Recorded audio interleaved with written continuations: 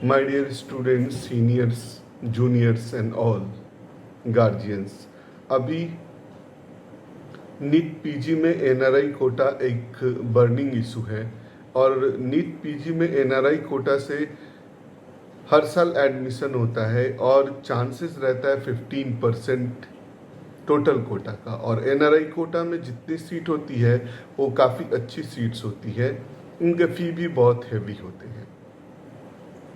NRI quota का purpose ये था कि इंडिया में एनआरआई स्टूडेंट्स आए, पढ़े और फॉरेन मनी का जो स्टोरेज है वो बढ़े।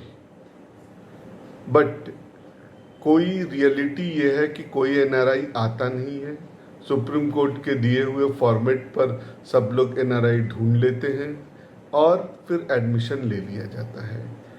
अभी यूजी और पीजी के डिफरेंट पैरामीटर्स को सर्च करते हुए some learned advocates have already filed a case for different type of quotas in which NRI quota is prime. Under graduate में भी हमने केस किया, सब लोगों ने केस किया, बट कॉन्क्रीट रिजल्ट उतना नहीं आया बिकॉज कि we cannot properly tell our demand in front of Supreme Court.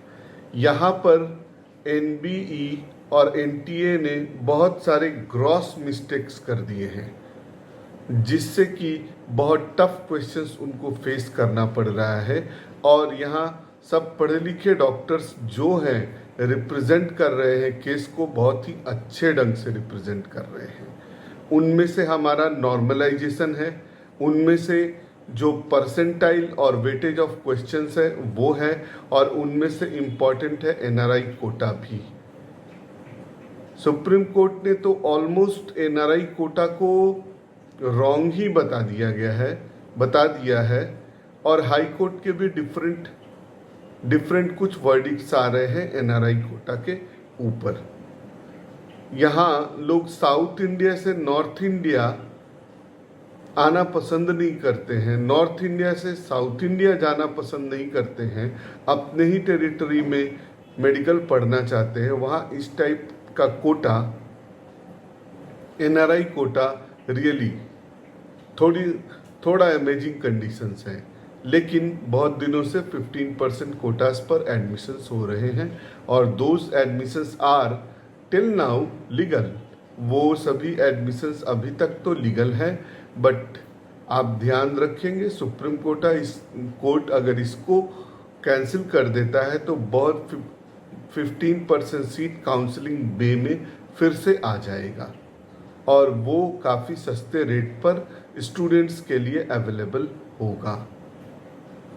इसका बेनिफिट क्या हो जाएगा कि जिन बच्चों की रैंक 50 to 60,000 70,000 है उनको हायर फीस नहीं दे करके कम फीस 30,000 40,000 40 लाख में भी क्लिनिकल सीट्स अवेलेबल हो जाएगी। मेन मोटो अभी आप क्लियरली देख सकते हैं कि क्या हो गया है पीजी के लिए। नीट पीजी क्या किए हैं, सिर्फ रजिस्ट्रेशन कर रहे हैं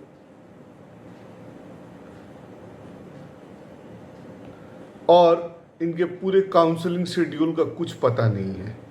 यूपी भी रजिस्ट्रेशन कर रहा है और कुछ भी पता नहीं है। सीट मैट्रिक्स पता नहीं है, डिस्ट्रीब्यूशन ऑफ सीट्स पता नहीं है, बहुत सारी चीज़ें बोल दे, स्टाइपेंड, बॉन्ड, ये वो जितने भी सारी चीज़ें हैं उन सब चीज़ों के बारे में भी अभी तक पता नहीं है। अभी मैं सुप्रीम कोर्ट में जो लर्नेड एडवोकेट केस को देख रहे हैं उन लोगों से और सभी डॉक्टर ग्रुप से ये रिक्वेस्ट करना चाहूँगा कि ये एक और प्लिया लगा दिया जाए कि सारा का सारा इंफॉर्मेशन जब तक साइट पर अवेलेबल नहीं हो रोज़ दिन स्टूडेंट्स को कंफ्यूज न किया जाए। कभी रजिस्ट्रेशन ओपन होता है, कभी क्लोज हो जाता है, डिटेल्ड इंफॉर्मेशन साइट पर ही नहीं रहता है तो स्टूडेंट क्या फॉलो करेंगे। और जो इंफॉर्मेशन साइट पर दे दिया जाए वो चेंज नहीं हो, पूरा कैलेंडर शेड्यूल फिक्स कर दिया जाए और उस फिक्स कैलेंडर शेड्यूल के अनुसार ही सारा एडमिशन हो, चाहे स्टेट काउंसलिंग चाहे ऑल इंडिया काउंसलिंग। नहीं तो अब बहुत सारे स्टूडेंट्स बहुत कंफ्यूजन में हैं और इससे स्टूडेंट्स का कैरियर अफेक्टेड है और हो भी रहा है दिन ब दिन। पढ़ने लिखने के बाद, जॉब करने के बाद अब एक नया हेडेक, कोई इंफॉर्मेशन पता नहीं है, दिन रात नेट पर बैठे रहो। ऐसा नहीं होना चाहिए। फिर जैसे ही सारा इंफॉर्मेशन काउंसलिंग का आता है, हम बच्चों से बात करके, जूनियर से बात करके आपको बताएंगे कि कौन सी ब्रांचेज किस जगह पे कैसी चल रही है, किस ब्रांचेज में स्कोप कैसा है और आप कैंडिडेट पार्टिकुलर्स के लिए क्या सूट कर रहा है, किस डायरेक्शंस पे एजुकेशन को ले जाए, क्योंकि उस एजुकेशन से आपका फिर फर्दर फ्यूचर कैरियर डिपेंड करता है। Thank you.